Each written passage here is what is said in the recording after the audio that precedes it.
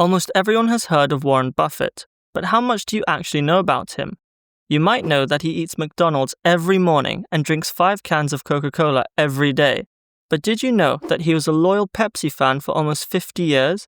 Or that he earned over 90% of his wealth after turning 60? Or that he learned how to play the ukulele at 18 to impress a girl who shockingly still chose her boyfriend over Warren?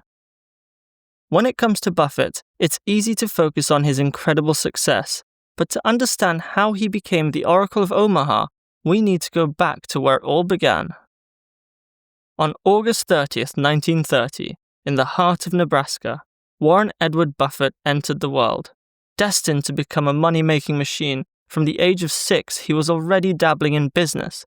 He went door-to-door selling chewing gum, Coca-Cola, and weekly magazines. He even put in shifts at his granddad's grocery store. However, his interest in stocks was fostered from spending hours in the customer lounge of a local stock brokerage near his dad's office, the perfect place for his inquisitive mind to learn, and his dad was always happy to help him understand it all. His love of stocks became so great that when his dad gifted him an East Coast trip, he asked to visit the New York Stock Exchange. And in 1942, unlike most 11-year-olds, Buffett was buying stocks. He used all of his savings to buy 3 shares of City Service Preferred. And he also bought 3 shares for his sister Doris. They paid $38 a share, but as fate would have it, it plummeted to $27. Then, just as quickly, it bounced back up to $40, and Buffett did what most people would probably do. He cashed out for a small win. He made a tiny profit and was probably just relieved he hadn't lost his own money. Or worse, his older sister's. But then the stock skyrocketed to over $200. That's when Warren learned a brutal truth of investing: patience pays. Then, at age 12, his dad became a congressman, so Warren and his family were uprooted from their modest Nebraskan life and moved across the country to Washington, D.C. But this didn't slow Warren down. If anything, it opened up more opportunities. While in high school, he delivered the Washington Post, sold stamps, and flipped golf balls. By 14, he'd saved over $1,000, partly inspired by his favorite book, 1,000 Ways to Make $1,000. So as any 14-year-old would do, he bought a 40-acre farm for $1,200 and hired a tenant farmer to work it, because even at 14, Buffett understood the joy of passive income. He also built a small pinball empire with a friend, buying used machines and placing them in barbershops. Within months, they had 3 locations and sold the business for $1,200. But not all was well. Warren wasn't happy and fell in with a bad crowd. He started stealing golf balls, and then an entire set of clubs, and his grades plummeted. His parents eventually reached their limit, and his dad told him to shape up or he'd have to give up the paper routes. This hit Warren hard, but seeing his dad's disappointment hurt him the most. But it worked, and Warren went on to graduate high school in 1947. He was determined to skip college and go straight into business since he had already found so much success. But Warren's dad convinced him to try out an undergraduate program at the University of Pennsylvania. He didn't enjoy the program, and after giving it 2 years, he packed up and transferred to Nebraska. And, being the avid reader that he is, stumbled across a book that would completely change his life, The Intelligent Investor by Benjamin Graham. Not only does he regard it as the best investing book, it also influenced his master's degree. He first applied to Harvard, and they rejected him. But this was possibly the best thing that could have happened to Buffett, because he then looked into Columbia Business School and realized that Benjamin Graham and David Dodd were professors on the course. So he applied and got in. Warren was now learning from his investing hero Benjamin Graham, a dream come true. Buffett desperately learned everything he could from Graham, and when he found out that Graham was on the board of Geico Insurance, he knocked on the door to Geico headquarters until he was finally let in, and met the vice president who took an interest in Buffett and discussed the insurance business for hours with him, and they ended up becoming lifelong friends. Buffett has since said that he probably learnt more in their conversation than he did in his entire time at college. Buffett went on to graduate in 1951 with a master's in economics, and then attended the New York Institute of Finance. With the university behind him, Warren was desperate to work on Wall Street, but Graham and his dad both told him not to. Buffett wanted to work for Graham so badly that he even offered to work for free, but Graham still said no. So Warren went back to his hometown and started working as a stockbroker. And once again, rejection seemed to guide him in the right direction, because Warren ended up taking a Dale Carnegie speaking course, which helped him get over his fear of public speaking, and has been credited by Buffett as having the biggest impact on his success. It wasn't all good though. Despite having a golden touch when it came to his early business ideas, Buffett tasted real failure. He poured 20% of his net worth into buying a Sinclair gas station and lost all of it. A larger Texaco station opposite them blew them out of the water consistently, a real punch in the gut, but at least he learned a valuable lesson on competitive advantage. On to 1952, and Warren got married to Susan Thompson, his sister's roommate at university, and in 1953, they had their first child, also named Susan. Then, in 1954, Buffett finally got what he had wanted so desperately, a job at Benjamin Graham's partnership. It couldn't get much better than this, learning and applying Graham's strategy under the man himself.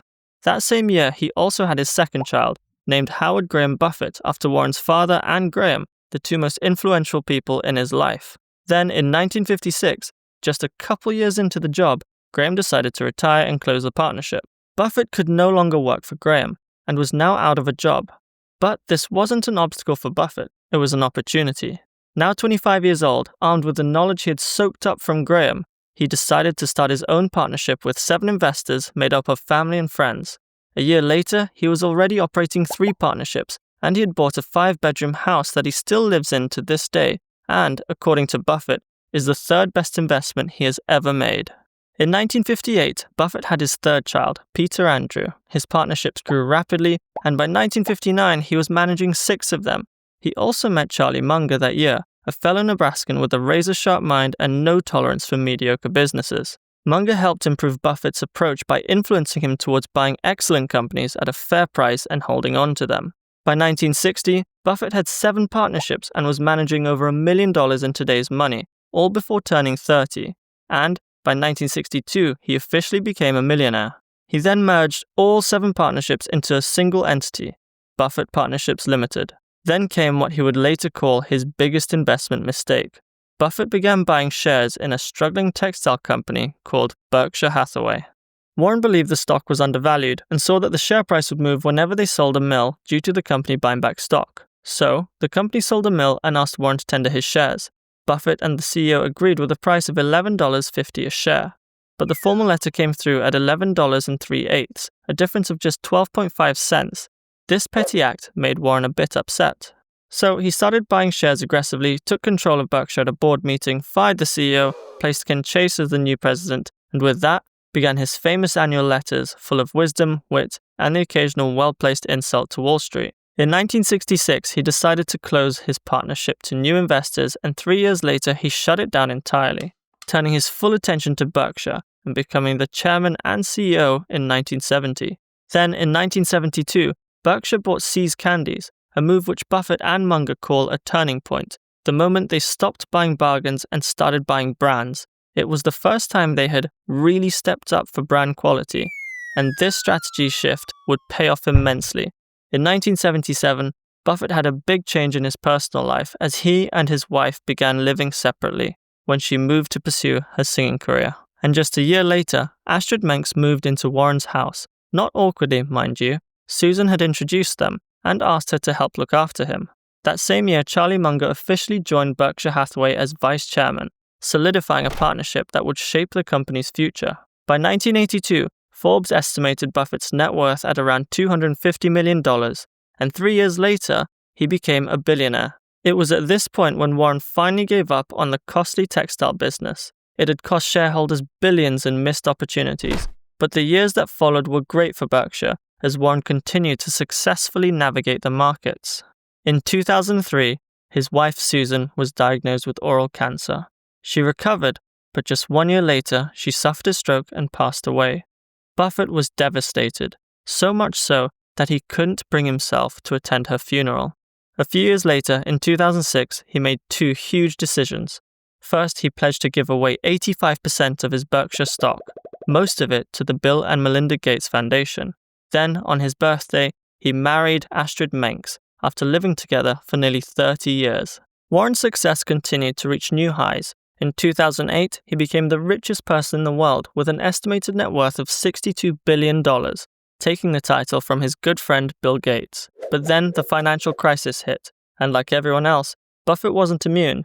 He lost about $25 billion in net worth, handing the top spot back to Gates. But Buffett didn't panic. Because while most people see crisis, Buffett sees clearance sale. And so, as expected, he continued to excel in his mastery of investing. But the years that followed brought both triumphs and trials, not just in the boardroom, but in Buffett's personal life as well. In 2010, Warren Buffett was awarded the Presidential Medal of Freedom, the highest civilian honor in the United States, for his extraordinary commitment to philanthropy.